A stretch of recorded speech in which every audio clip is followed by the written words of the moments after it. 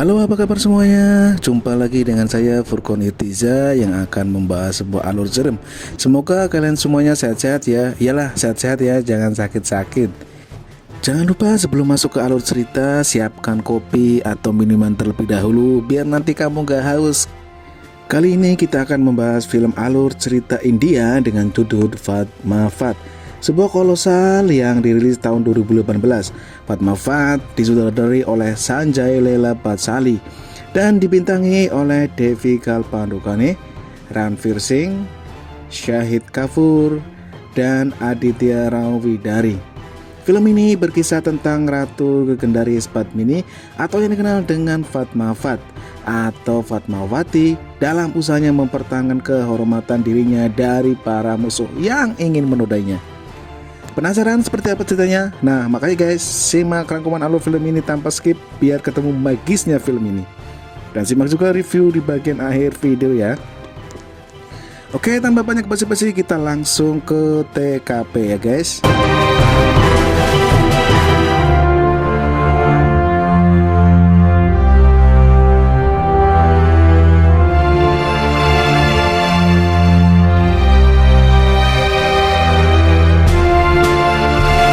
Guys, film diawali dengan adegan di mana seorang pria membawa seekor burung unta. Pria itu bernama Alauddin. Ia memberikan burung unta kepada anak Jalal yang cantik. Gadis itu bernama Mehru. Tak lama kemudian keduanya menikah. Dan tragisnya adalah di malam pernikahan Alauddin sempat-sempatnya selingkuh dengan gadis lain.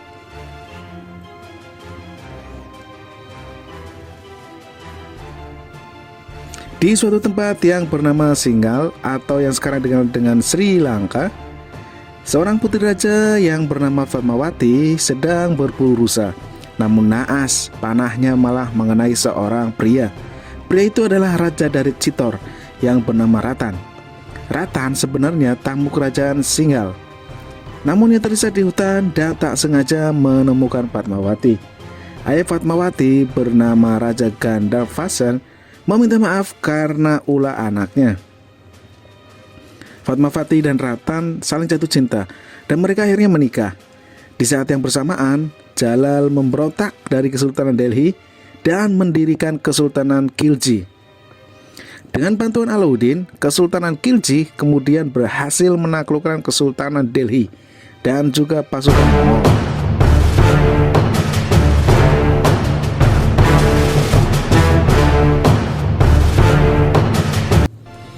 Di kerajaan Chitor, Padmawati dan Ratan menemui seorang Brahmana sekaligus guru kerajaan yang bernama Raghav.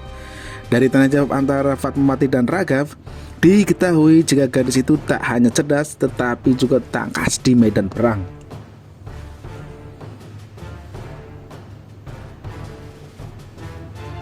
Di suatu malam, ketika Ratan hendak mencumbi Padmawati, seseorang mengintip mereka.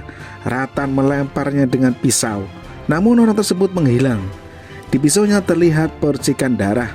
Padmawati tersendiri mencurigai Raghav sebagai pelaku, karena saat kejadian ia mencium bau cendana, dan hanya Raghav yang menggunakan aroma itu di kerajaan. Saat Ratan memeriksa Raghav, ditemukan luka di dada sebelah kanannya. Itu artinya Raghavlah pelakunya. Ratan kemudian berenang memeranjang Raghav, namun Padmawati mengatakan bahwa hukuman untuk seorang Brahmana yang tidak jujur adalah pengasingan. Dan akhirnya pria itu dibuang dari Chitor sebagai hukuman atas kesalahannya. Raghav bersumpah bahwa kerajaan Chitor akan hancur menjadi abu karena telah menghina seorang Brahmana.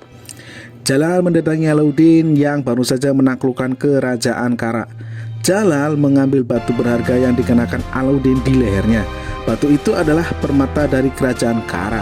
Sebagai gantinya, ia memberikan Alauddin hadiah, yaitu seorang pelayan yang setia dan ahli tipu muslihat. Pria itu bernama Malik Kafur. Setelah mendapatkan hadiah Alauddin, kemudian mengkhianati Jalal dan membunuh pria itu. Ia kemudian membawa kepala Jalal di depan Mehru dan seistana. Guys, Mehru adalah istri Alauddin sekaligus putri Jalal. Setelah itu Alauddin malah meminta istrinya untuk tidur dengannya, padahal ia baru saja membunuh ayahnya.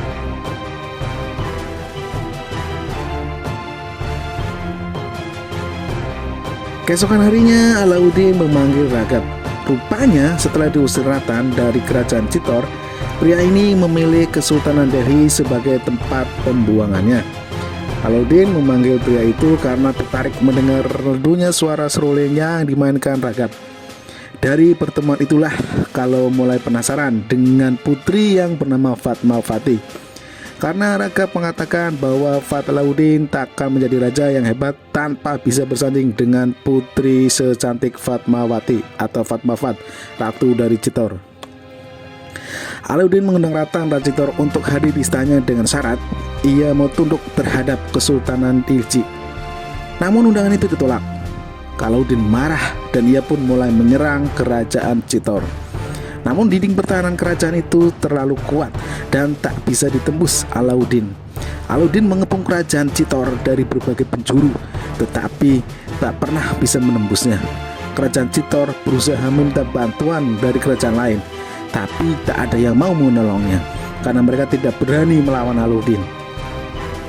Suatu malam, Ratan membalas Alauddin dengan membakar tenda-tenda perkemahan mereka menggunakan panah api. Kebakaran hebat membuat stok makanan habis. Pasukan Alauddin mulai memberontak, tapi Alauddin kemudian kembali membakar semangat mereka.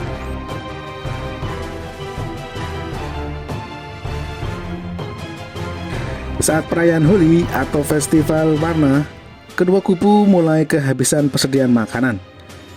Alauddin akhirnya meminta pengecatan senjata Malik Kafur datang untuk menyampaikan permintaan itu. Diketahui jika Alauddin ingin sekali bersahabat dengan kerajaan Chitor dan berharap dijamu di Ratan. Ratan menerima kecacatan senjata dan siap menjamu Alauddin dengan dua syarat. Pertama, pasukan Alauddin harus kembali ke Delhi. Syarat kedua, Alauddin harus datang sendirian. Dan yang mengejutkan adalah Alauddin menyanggupi syarat itu. Setelah berbulan-bulan saling berserang, kedua raja akhirnya bertemu. Alauddin menghadiahi Ratan sebuah pedang sebagai tanda persahabatan mereka. Mereka makan, minum, dan bahkan bermain catur. Hari mulai senja, namun Ratu Fatmawati tak kunjung tampak, dan itu membuatnya penasaran. Saat dia bertanya kepada sang ratu, para prajurit langsung menghunus pedang mereka dan mengacungkannya pada Alauddin. Fatmawati kecewa karena Ratan tidak menghabisi Alauddin di istananya saat ia datang sendirian dan tanpa senjata. Ratan berkelit karena baginya iblis sekalipun tak akan ia bunuh jika bertamu ke istananya tanpa senjata. Fatmawati kemudian setuju untuk menampakkan wajahnya kepada Alauddin.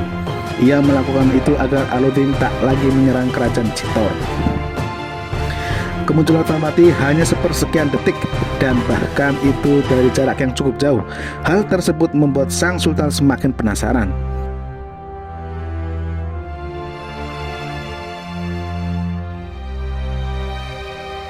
Sebelum pulang ke Delhi, Alauddin mengundang balik sang raja agar mendatangi perkemahannya. Ratan datang ke permainan Alauddin tanpa senjata. Pertemuan keduanya untuk yang kedua kali diwarnai badai pasir. Di sana Ratan melihat bahwa Raghav sudah menjadi orang kepercayaan Alauddin. Guys, apa yang kalian pikirkan menjadi kenyataan? Ratan dikhianati Alauddin. Raja Chitor disandra oleh dibawa ke Delhi agar Raja Ratan selamat. Ratu Fatmawati harus datang ke Delhi.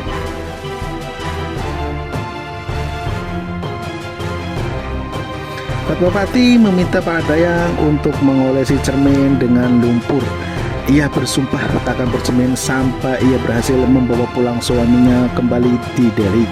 Di sisi lain, Ratu Fatmawati, ibu Ratan, marah besar. Ia menyalahkan Fatmawati di balik penangkapan anaknya. Menurutnya, jika saja Fatmawati tidak mengusir Raghav, tentu sang Brahmana tidak akan bergabung dengan Alauddin. Selain itu, kecantikan Fatmawati juga merupakan sebuah kutukan. Karena kecantikannya, Alauddin menggila dan menyerang Chitor. Melihat amarah dan kesedihan sang ratu serta cintanya kepada sang raja, Fatmawati mengutuskan untuk pergi ke Delhi. Sebenarnya para prajurit siap berperang dengan Kesultanan Delhi demi sang raja. Namun Fatmawati melarang. Ia tak ingin melawan Alauddin dengan kekuatan.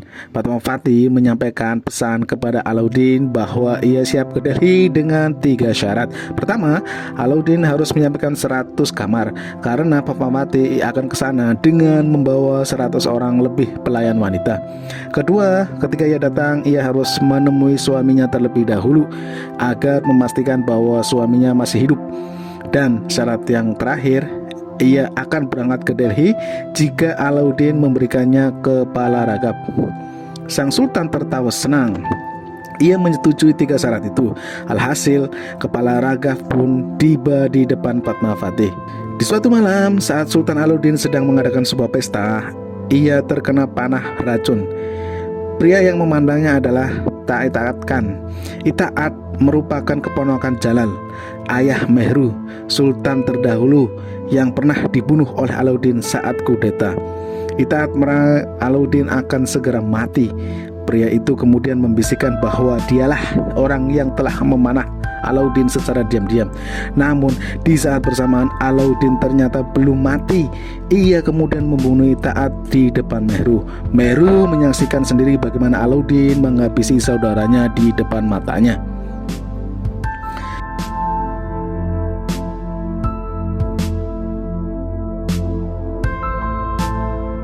Fatmawati tiba di Kesultanan Alauddin sesuai dengan keinginannya. Ia segera dibawa menemui Ratan terlebih dahulu untuk memastikan jika suaminya masih hidup. Saat bertemu Ratan, ia didampingi permaisuri Mehru. Sang permaisuri kemudian melepaskan rantai yang membelenggu Ratan. Ketika Ratan bertemu dengan Alauddin yang tanpa penjagaan para pengawalnya, pria itu diberikan kesempatan oleh Alauddin untuk menghabisinya. Namun Ratan menolak karena pantang baginya untuk menghabisi lawan yang terluka. Kebetulan Alauddin memang terluka karena panah beracun tadi.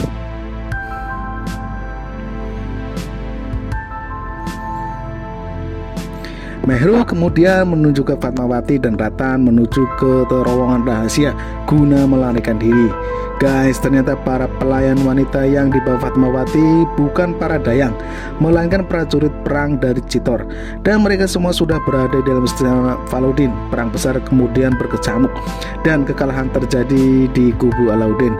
Sang sultan kemudian mendatangi istrinya Mehru mengkhianatinya. Ia pun mengurung Mehru di penjara bawah tanah. Kedatangan Fatmawati dan Ratan disambut gagap gembira oleh orang-orang di Chitor, kecuali Ratu Nagmati yang memang tak pernah menyukai Fatmawati. Namun kerajaan Chitor harus berduka karena mereka kehilangan orang kepercayaan raja yang bernama Gora dan kakak laki-lakinya Fatmawati yang bernama Badal.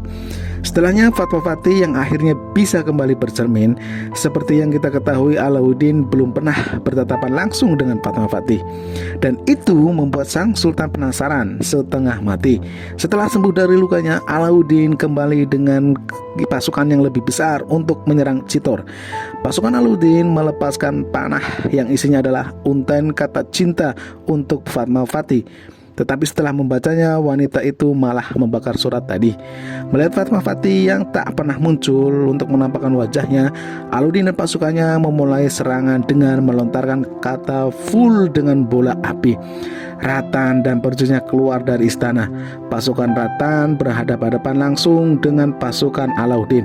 Namun pertemuan besar justru tidak terjadi. Ratan memilih menantang Alauddin duel 1 lawan 1. Duel 1 lawan 1 pedang dengan Alauddin dan Ratan berlangsung sengit dan seru. Tetapi tidak Alauddin sedang terdesak dan Ratan siap menghabisinya, Malik Kafur dan prajuritnya malah memanah Ratan dari belakang. Ratan akhirnya ditewaskan dengan cara yang culas.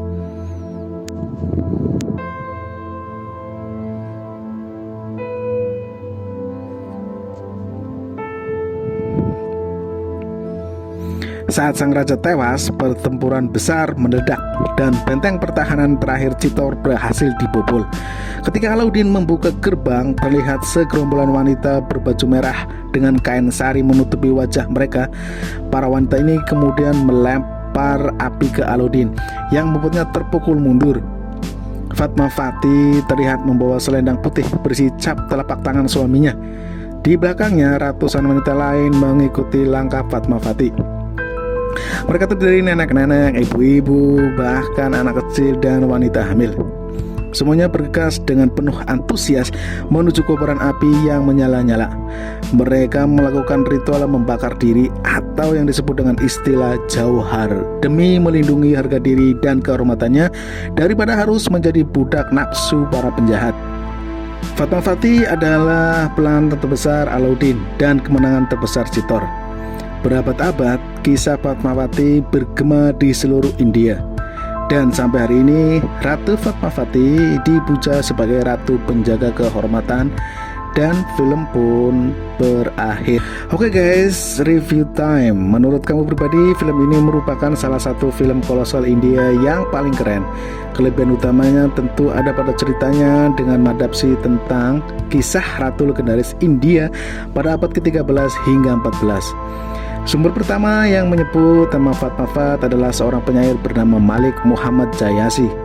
Dalam puisinya yang ditulis pada tahun 1547, puisi yang mengandung unsur fantasi ini mengisahkan tentang kehidupan seorang putri cantik bernama Fatmawati yang melindungi kehormatan dirinya dengan cara melakukan ritual jauhar atau ritual membakar diri. Kelebihan kedua adalah desain produksi dan kostum dari film ini yang luar biasa amazing guys. Semua settingnya dibuat detail dan sangat menarik, sekalipun beberapa setting memang diganti dengan efek CGI. Yang terakhir adalah kekuatan dari acting screenplay. Disebut saja dialog pada saat Ratan mengatakan bahwa iblis sekalipun jika bertamu ke rumahnya dan tidak bersenjata tidak akan dihabisi jika tujuannya adalah untuk persahabatan. Kalau bicara tentang acting, aku suka banget dengan sang pemeran Alauddin. Acting doi keren bagis karena buat penonton dalam kebencian karakternya memang menjengkelkan di film ini. Untuk kekurangannya sendiri, efek CGI ini film masih agak lemah. Beberapa adegan terlihat jelas jika ini efek. Selain itu, adegan actionnya juga tidak disetting secara sempurna sehingga terkesan settingan semata. Oke, secara personal overall aku memberikan nilai 85 dari 100 untuk film Fatmawati ini guys. Nah, bagaimana dengan Anda? Keren sih ya. Baik, itu saja review dari kami. Salam-salam, minta maaf apabila ada salah-salah kata, dan see you. Habis.